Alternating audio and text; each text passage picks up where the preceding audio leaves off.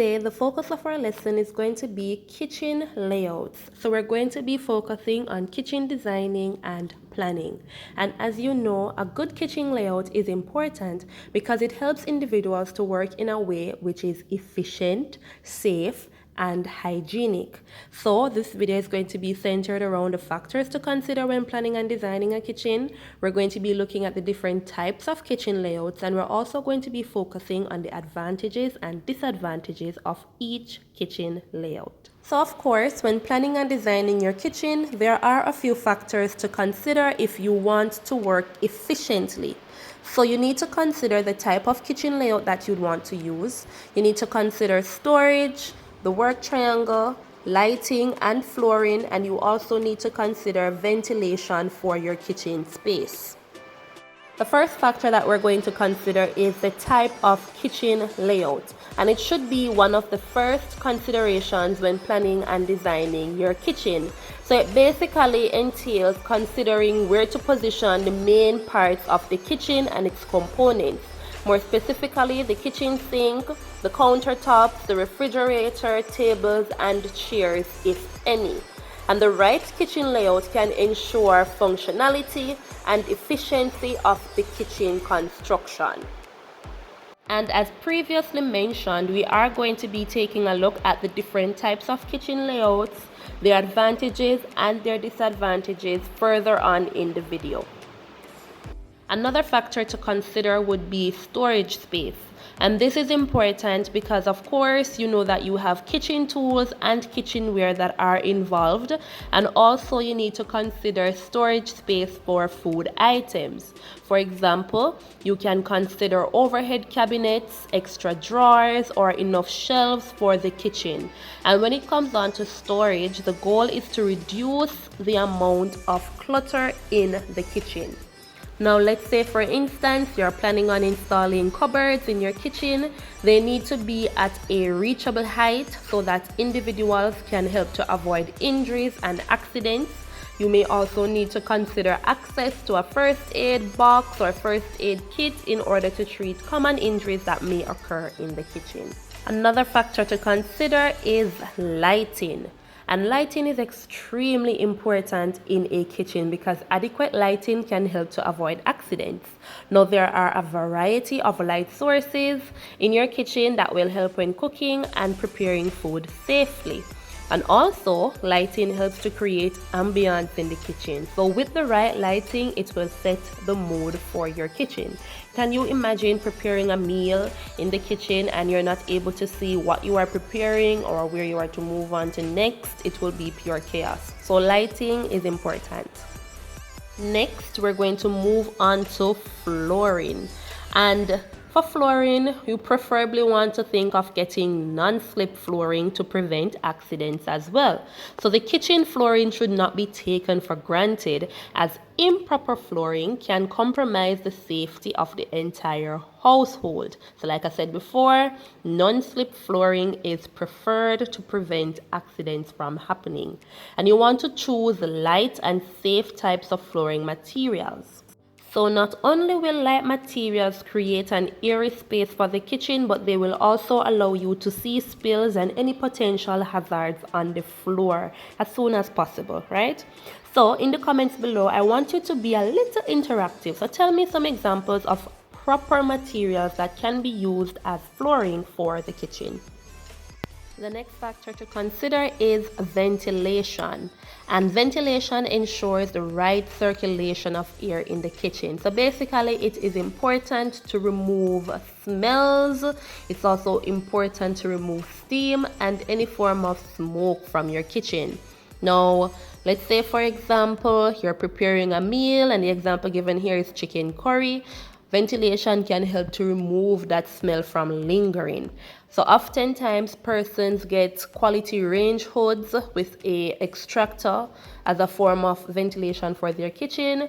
More commonly, persons tend to use windows, or you may even use an air purifier. And the final factor that we're going to focus on is the work triangle. Now the placement of the sink, the cooker, and the refrigerator would form the work triangle.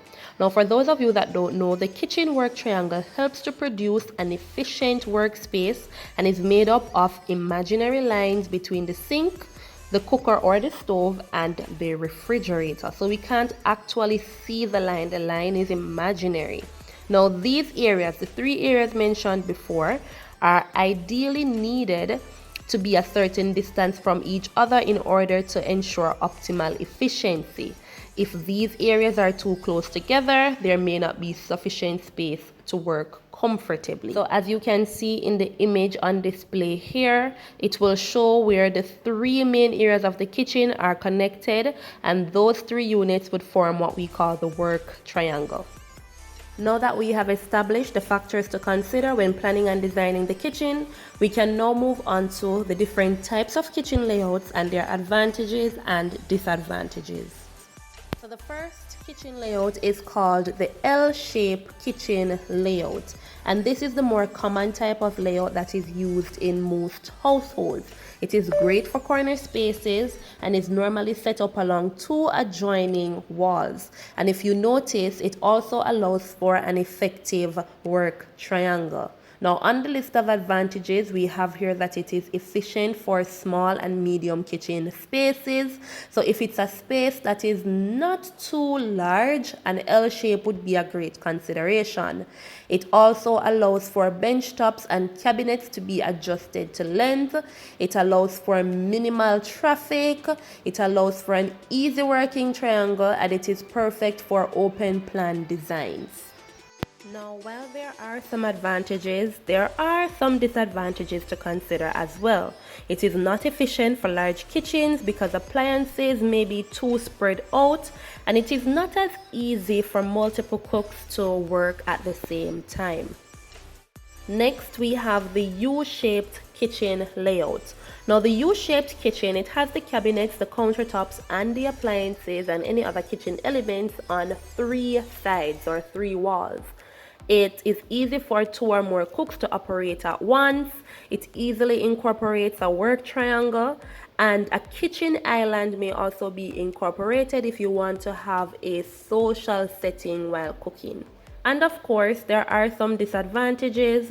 So using cupboards and benches on three sides can reduce floor area. Bottom corner cabinets can be difficult to get into. If it has a really large floor area, it can result in workstations being too far apart. While on the other hand, if it's a really tiny floor area, it can sometimes feel too enclosed. Next, we have the galley kitchen layout, or it may sometimes be called the corridor kitchen layout. Now, in terms of advantages, it is great central kitchen design for larger spaces. It is also easy to divide galley kitchens into multiple working areas. Everything is easy to access. There's room for plenty of storage. Bench tops on either side of the kitchen can be of any length, and it is also considered to be a contemporary looking design. And again, we must look at the disadvantages.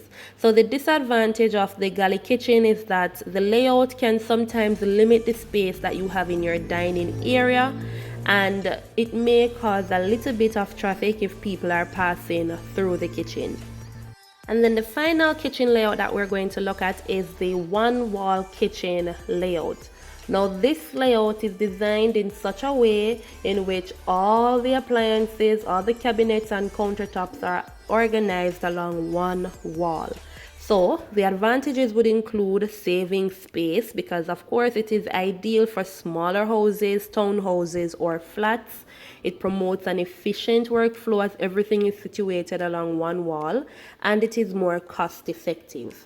In terms of disadvantages, it does have less storage space than the other kitchen layouts. It is not suited for entertaining guests, and it may not be enough space or sufficient space for more than one cook.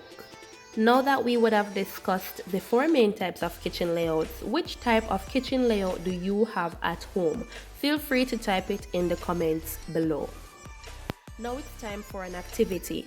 On the screen, you're going to see different types of kitchens being displayed. What you're going to do is guess the type of kitchen layout that was used for that particular kitchen.